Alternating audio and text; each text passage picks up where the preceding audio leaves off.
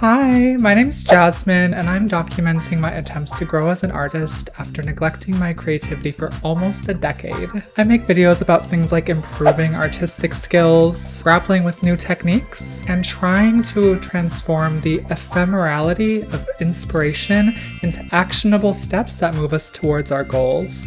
So this video is my first page in my new channel, new sketchbook series, where I'm challenging myself to grow one page at a time, week by week, with you all following along. Now, this is a very collaborative series where I take your suggestions and I do my best to memorialize them permanently in the pages of this sketchbook. And we're just getting started, so now is the perfect time to follow along. But if there's any imagery, techniques, mediums, or concepts that you would like to see me attempt in this sketchbook, let me know in the comments, and I will do my best to incorporate them into next week's sketch. But with that being said, grab your favorite beverage, take a sip.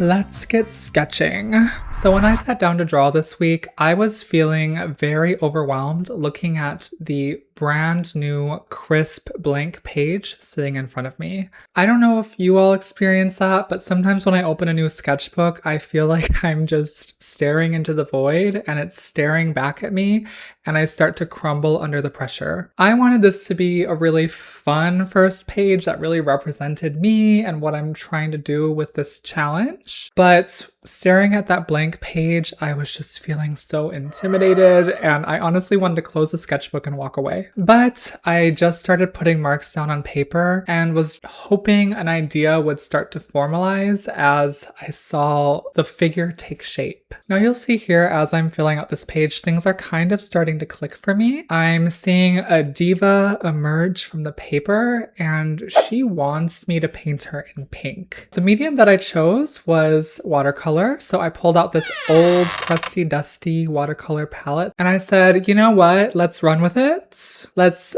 pray to God and just see what happens. Now, I had not touched this watercolor palette in years. I did not even know if the paints would activate, but luckily they did. I also really have no idea going into this how it will work with the sketchbook paper. And once I saw that watercolor run across the paper, things really started to click for me. It's just kind of exciting to see white paper take on a whole new life when you add hue. I was having a lot of fun with the colors, but I felt like I was missing something with the monochrome pinky purples that I had going on. So I decided to think to myself, okay, what would Lisa Frank do? And when I convoked the spirit of Lisa Frank, actually, I don't know if Lisa Frank is still alive. Dead or alive, I conferred with Lisa Frank and she told me you need to add turquoise. So I added a few pops of turquoise here and there and that started to make it really feel alive for me. And you guys, I was really having a lot of fun with this sketch at this point. I was listening to disco, the watercolors were flowing, I was really feeling the direction.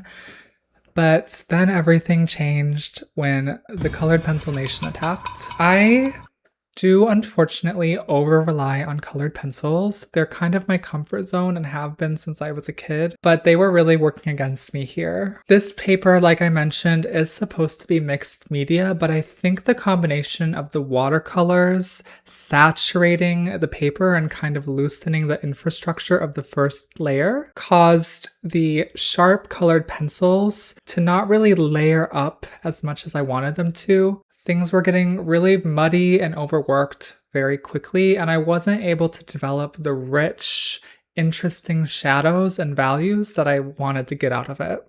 And then the worst thing happened of all. The paper started to tear. So at this point, all of the fun dissipated and it was replaced with pure agony and frustration. So you guys, at this point in the sketchbook, I'm just saying, F it. I'm letting loose of preconceived notions. Like at this point in the drawing, she's past being kind of a dainty, carefully rendered drawing. She's gonna be gaudy, so let's just go with it. And I'm going full in with watercolor to try to build up the opacity that I'm missing from the colored pencil. I'm grabbing a gel pen over here, a golden paint marker over here, and I'm just throwing it at the paper If I'm on a nosedive, I might as well just lean into it. And then I sit back, I take a deep breath,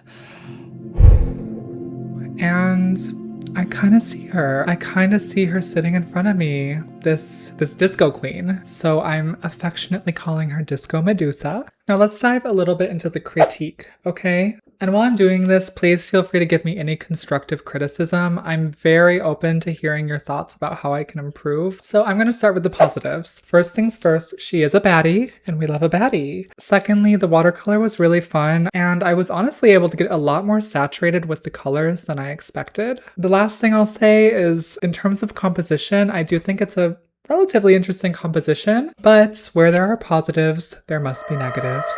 So obviously overworking this paper was a really big con for me. I kind of wish I would have just embraced what the medium of this sketch is, which is just watercolor, and just seen what conclusion I could take it to with just that medium. Another thing that I don't love and something I want to improve on with future sketches is she's just kind of in this like nondescript amorphous background. It's kind of giving Canva gradient. Now, lastly, and this is a pain point, I'm going to bring it a little bit closer here, but the clothing is very nondescript as well. Clothing and fabric is something that I'm trying to improve and incorporate more into my drawings and my character designs. But you guys, overall, I do think this was a really fun sketch, and I'm happy that she was birthed into my sketchbook on the first page. And even though there's some things I don't love about her, I can only hope that if half the sketches are as fun as she was, that it will be a really enjoyable project to fill this sketchbook out. You know, looking at her now, when I started this page, I felt completely lost. I felt defeated before I even started. By the end, I was feeling liberated, and really I think that's what this is all about. This series is about experimentation and growth and taking your mistakes and learning from them. So, with all that being said, thank you so much for being here on this milestone on my channel. Now, as a reminder, my goal for this series is for it to be extremely collaborative. In addition to growing my skills, I want to find my people. So if you're watching this and there's anything you want me to include in next week's sketch, make sure to leave it in the comments and I'll do my best to incorporate it. Also, be sure to show me some love, and if you liked this video, let me know by hitting that like button. And if you want to follow along on my journey, hit that subscribe button to see what happens next. But thank you again so much for watching. It really means a lot to me for you to be here, and I can't wait to see you next week. But that's all for now. Mwah!